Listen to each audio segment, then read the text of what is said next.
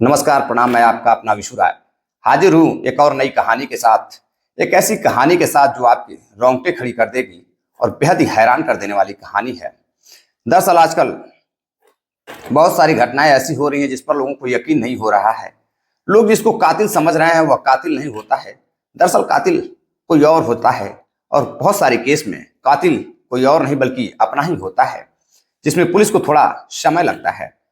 लेकिन आज जो घटना मैं आपको सुनाने जा रहा हूं, इस घटने में मात्र 24 घंटे के अंदर ही इस घटने का खुलासा पुलिस कर देती है और जो हकीकत सामने निकल कर आती है वह बेहद ही शर्मसार कर देने वाली होती है। दरअसल मैं बात कर रहा हूं उत्तर प्रदेश के मऊ जिले की। मऊ जिले का एक और नाम भी है मऊनाथ भंजन। बहुत सारे साथी मऊ के नाम से जानते हैं और बहुत सारे साथी मऊनाथ भंजन के नाम से जानते हैं। मऊनाथ भंजन जिले से 35 किलोमीटर दूर एक थाना लगता है, दुहरी घाट थाना। दुहरी घाट थाना के अंतर्गत वहां से 5 से 7 किलोमीटर दूरी पर एक गांव लगता है, अमिला गांव। अमिला गांव में कई सारी बस्तियां हैं, उसी में से एक बस्ती रहती है चौहान बस्ती। अब उसी चौहान बस्ती में एक परिवार रहता है, घनश्याम जी का परिवार। अब घनश्याम चौहान परिवार के मुखिया रहते हैं और उनका एक लड़का रहता है लवकुश। लवकुश कुछ दिनों पहले अपने दोस्तों के साथ कमाने के लिए गुजरात गया हुआ था। अब वहीं पर वह कमाता था और कमाकर पैसे घर पर भेजता था। अब वह जैसे ही घर पहुंचता है, उसकी शादी होती है आजमगढ़ के एक लड़की के साथ और धूमधाम से शादी होती है, सब कुछ अच्छा चलता है। लड़का अपनी पत्नी को लेकर जैसे ही घर आता है, सुहागरात मनाता है और 2 दिनों बाद उसका एक नया घर भी रहता है। अब घर पर, पुराने घर पर जगह नहीं रहती है, लोग रहते हैं, तो नए वाले घर में अपनी पत्नी को लेकर रहने लगता है। और जैसे ही 2 दिन बीत गुजरते हैं, लड़का रात में कहीं जाता है और सुबह तक घर नहीं लौटता है। अब लव को उसकी पत्नी परेशान होती है। नई नवेली दुल्हन रहती है, मात्र शादी को 3 से 4 दिन हुए थे, अभी हाथों की मेहंदी भी नहीं छूटी थी। अब दुल्हन परेशान हो जाती है, तो परेशान होने के बाद घर वालों को, सास ससुर को फोन करती है और फोन करके बताती है कि लव कुश अभी घर नहीं आया है। वह रात को करीब 10-11 बजे कुछ व्यक्ति आए थे, उसे बुला कर ले गए थे। अब घर वाले परेशान हो जाते हैं कि आखिर लव कुश यहां पर भी नहीं आया, तो वह गया कहां। अब लोग रिश्तेदारियों में फोन करते हैं तो पता चलता है कि लव कुश रिश्तेदारियों में भी नहीं आया है, रिश्तेदारों के पास भी नहीं है, दर दोस्तों के घर भी नहीं गया, तो आखिर वह गया कहां। और फौरन ही लोग नए वाले घर दुल्हन के पास पहुंचते हैं। देखते ही देखते लोगों की भीड़ भी लग जाती है कि आखिर क्या माजरा है, इतने लोग क्यों आ रहे हैं। जैसे ही लोग सुनते कि लव कुश रात में निकला है और अभी तक घर नहीं आया, भीड़ इकट्ठा होने लगती है। आसपास के पड़ोसी लोग भी आने लगते हैं। दुल्हन बताती है कि रात में कुछ लोग आए थे और उसे बुला कर ले गए, उसके बाद से वह अभी तक घर नहीं लौटा है। तभी कुछ दूरी पर हल्ला गुल्ला होता है, शोर मचता है कि जो लव कुश का नया वाला घर रहता है वहां से 2 किलोमीटर दूर पर एक गांव लगता है, रियाव गांव। रियाव गांव के पास एक पोखरी रहती है, वहीं पर लव कुश का शव बरामद होता है, अर्धनग्न अवस्था में। अब जैसे ही घर वालों को यह सूचना मिलती है, घर वाले पागल हो जाते हैं, रोने लगते हैं, चीखने लगते हैं। पत्नी को जैसे पता चलता है कि उसके पति की लाश मिली है, अब वह हाथों में लगी हुई मेहंदी, अभी नई नवेली शादी, अब वह बेचारी विधवा हो जाती है और रोने लगती है, चीखने लगती है, चिल्लाने लगती है। उसको कुछ समझ में नहीं आ रहा था कि अभी 4 दिन पहले उसकी शादी हुई थी, आखिर उसके साथ यह सब क्या हो गया। कुछ लोग अब दुल्हन को संभालने में लगते हैं और कुछ पड़ोसी लोग पुलिस को फोन करते हैं। मौका वारदात पर पुलिस पहुंचती है, मीडिया के लोग पहुंचते हैं, फॉरेंसिक टीम भी पहुंचती है। जाने के बाद पुलिस जब लाश को देखती है तो शिनाख्त ही क्या करना था, जब पहले ही पता चल चुका था कि यह लाश लव कुश की ही है। अर्धनग्न अवस्था में लाश मिलती है। अब पुलिस लाश का पंचनामा बनवाती है और मीडिया आती है, अपना फोटो वोटो भेजती है, अपना न्यूज वगैरह निकालती है और बॉडी को पोस्टमार्टम के लिए भेज दिया जाता है। अब सभी लोग यह जानने की कोशिश कर रहे थे कि आखिर लव कुश, जिसकी 4 दिन पहले शादी हुई थी, पत्नी की मेहंदी हाथों की अभी छूटी भी नहीं है, और उसका किस व्यक्ति ने कत्ल कर दिया। आखिर वह व्यक्ति था कौन जो आधी रात को आया था और लव कुश को बुला कर ले गया। शायद वह कोई अपना ही रहा होगा, तभी लव कुश उसके साथ गया था। आखिर वह है कौन। अब सबके मन में अलग अलग के सवाल गूंज रहे थे। पुलिस भी लोगों से पूछताछ करती है। पुलिस के मन में भी कई सवाल थे। अब पुलिस लाश को पोस्टमार्टम भेजती है। जब पोस्टमार्टम रिपोर्ट आती है तो पोस्टमार्टम रिपोर्ट में से पता चलता है कि लौक उसकी गमछे से गला दबा करके हत्या की गई है। अब पुलिस परिजन के कहने पर हत्या का मुकदमा दर्ज करती है। मुकदमा दर्ज करने के बाद अब पुलिस अपनी आगे की कार्रवाई करती है। जो दुल्हन रहती है वह आजमगढ़ में एक जगह पड़ती है छतवारा। छतवारा की रहने वाली पायल रहती है। पायल से भी पुलिस पूछताछ करती है और पायल कहती है उसे पता नहीं था कि वो कौन है कौन नहीं है, वो दुल्हन थी, वो घर में थी। अब पुलिस जांच पड़ताल करती है, ससुराल वालों से पूछताछ करती है, रिश्तेदारों से पूछताछ करती है, सभी का अलग अलग बयान लेती है, परिवार वालों से भी पूछताछ करती है। जब कुछ पता नहीं चलता है पुलिस को तो पुलिस अब सर्विस लांस टेक्नोलॉजी का मदद लेती है और सभी के कॉल डिटेल्स निकालती है। जिस जगह पर हत्या हुई थी वहां की भी लोकेशन जब पुलिस टेक्नोलॉजी के माध्यम से निकालती है तो पता चलता है कि एक व्यक्ति जो वहां पर उसका फोन ऑन रहता है, और जब फोन ऑन रहता है तो आजकल टेक्नोलॉजी इतनी तेज हो गई, बेहतर हो चुकी है कि सारी चीजें साफ पता चल जाती है कि कौन किस जगह पर खड़ा है। बस आपके पास मोबाइल फोन होना चाहिए। अब पुलिस को शक होता है और जब उस मोबाइल की कॉल डिटेल्स निकाली जाती है जो उस लोकेशन पर थी तो पता चलता है कि उस लोकेशन पर जो मोबाइल थी उसकी दुल्हन से भी बातचीत हुई थी। अब दुल्हन पर शक होता है तो पुलिस दुल्हन के पास पहुंचती है। तभी पुलिस को पता चलता है कि दुल्हन इस शादी से खुश नहीं थी। दुल्हन कहीं ना कहीं नाराज थी। अब दुल्हन से पूछताछ में खुलासा होता है तो दुल्हन एक ऐसी हकीकत बताती है जो बेहद ही शर्मसार कर देने वाली रहती है।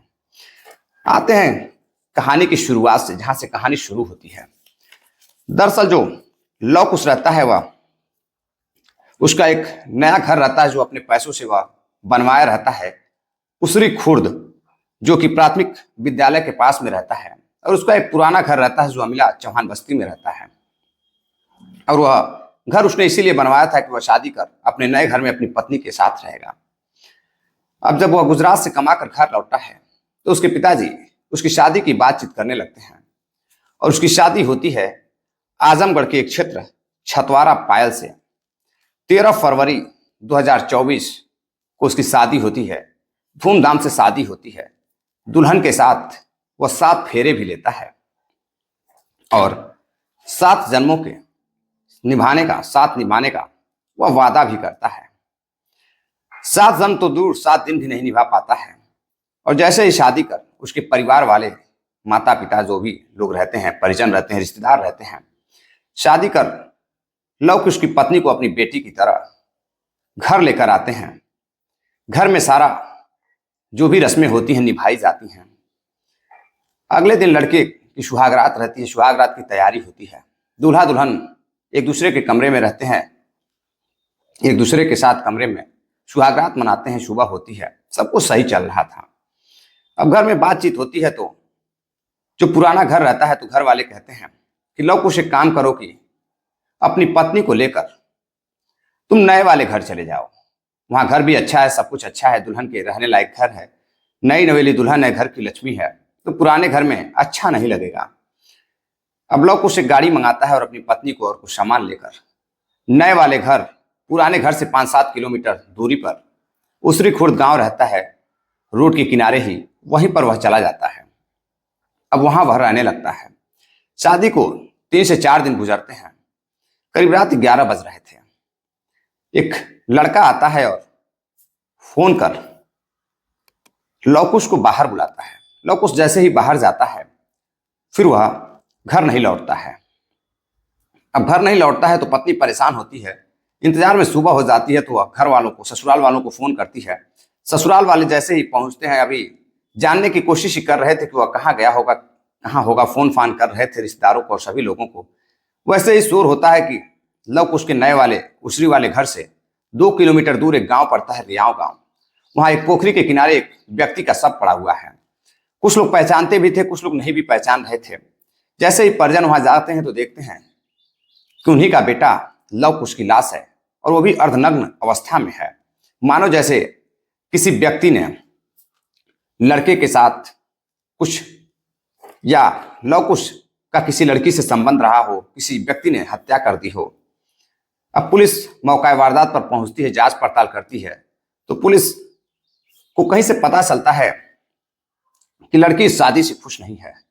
अब लड़की शादी से खुश नहीं है, पुलिस फौरन ही लड़की की कॉल डिटेल्स निकालती है। कॉल डिटेल्स निकालती है, टेक्नोलॉजी का सहारा लेती है, सर्विलांस की मदद से पता चलता है कि जिस दिन कत्ल हुआ था उस दिन जो दुल्हन रहती है वह 2 लड़कों से बात की थी फोन पर और कई सारे मैसेजेस भी थे। अब पुलिस को दुल्हन पर शक होता है तो दुल्हन को बुलाकर पुलिस पूछताछ करती है।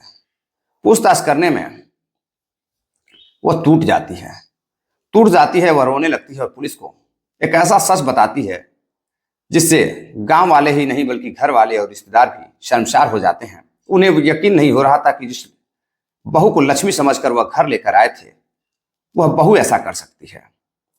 दरअसल जो पायल रहती है उसका उसी के गांव के पास में ही 2 आशिक रहते हैं, 2 लड़के रहते हैं, दोनों से वो मोहब्बत करती थी। एक से बातचीत करती थी और एक जो लड़का रहता है जिसका नाम दिनेश यादव रहता है, वह दिनेश यादव से बेहद मोहब्बत करती थी और उसके साथ घूमने भी जाया करती थी, समय भी व्यतीत करती थी। अब धीरे धीरे वह उसका एक साथी रहता है अभिषेक, उससे भी बातचीत करने लगी थी। अब दोनों से बातचीत करती थी, लेकिन अब दिनेश यादव बेहद मोहब्बत करता था और वह शादी करना चाहता था। पायल भी दिनेश को बेहद मोहब्बत करती थी, दोनों एक दूसरे के लिए जीने मरने के लिए तैयार थे, शादी करना चाहते थे।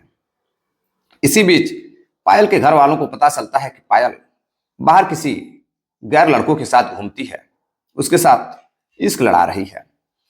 अब पायल के पिता को लगता है कि लड़की बड़ी हो चुकी है, जवान हो चुकी है, उसकी शादी कर देनी चाहिए। अब पायल के पिता रिश्ता ढूंढते हैं और ढूंढते ढूंढते वह पहुंच जाते हैं अमिला के चौहान बस्ती घनश्याम चौहान के पास। वहां उनका लड़का रहता है जो गुजरात में मेहनत मजदूरी किया करता था, पैसे वगैरह कमाकर घर का खर्च चलाता था। बेहद ही सुशील लड़का और गंभीर लड़का, मेहनती लड़का। अब उसी से उसकी 13 फरवरी को शादी हो जाती है। शादी होने के बाद जब लड़की सुहागरात मनाती है उसी समय उसके दोस्तों का फोन आ जाता है, बॉयफ्रेंड का फोन आता है, तो उसे अच्छा नहीं लगता है।